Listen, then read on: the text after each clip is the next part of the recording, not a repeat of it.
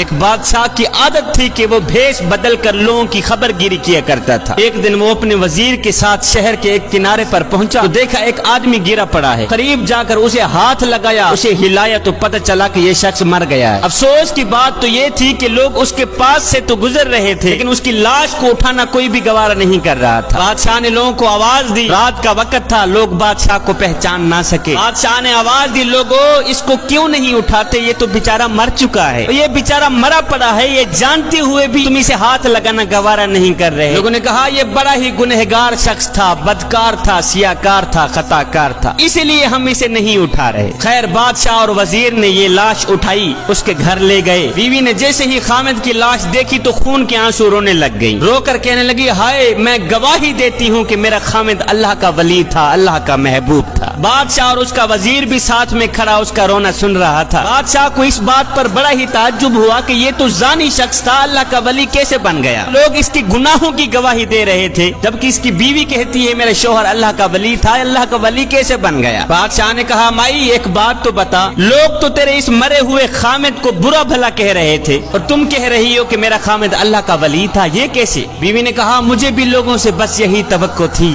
بھائیو، دراصل حقیقت یہ ہے کہ میرا خامد روز شراب خانے جا کر شراب خریدتا اور گھر لا کر گڑھے میں بہا دیتا اور ساتھ میں کہتا چلو کچھ تو گناہوں کا بوجھ مسلمانوں سے ہلکا ہوا۔ پیتا نہیں تھا، وہاں سے شراب لے کر گھر آ کر گڑھے میں بہا دیتا تھا، کہتا جو شراب میں نے خرید کر گڑھے میں ڈالی ہے اگر یہ شراب کوئی اور لے جاتا تو ساری رات گناہوں میں گزارتا۔ اسی طرح میرا شوہر رات کو ایک گندی عورت کے پاس جایا کرتا تھا، اسے ایک رات کی اجرت دے کر کہتا کہ تم اپنا دروازہ بند کر دو، آج کی رات کوئی بھی تیرے دروازے پر نہ آئے۔ صبح گھر آ کر کہتا شکر ہے میرے مالک، آج اس عورت کا اور نوجوان مسلمانوں کے گناہوں کا میں نے کچھ بوجھ تو ہلکا کر ہی دیا ہے۔ اب لوگ میرے شوہر کو ان جگہوں پر آتا جاتا دیکھتے اور برا بھلا کہتے، میں شوہر کو کہتی تو یہ نیکیاں تو کر رہا ہے لیکن جب تم مرے گا تو کوئی بھی تجھے غسل دینے کو آمادہ نہیں ہوگا۔ میرا شوہر مسکرا کے کہتا کہ تم گھبراؤ نہیں، تم اپنی آنکھوں سے دیکھو گی کہ میرا جنازہ وقت کے بادشاہ پڑھیں گے۔ یہ سن کر بادشاہ رو پڑا،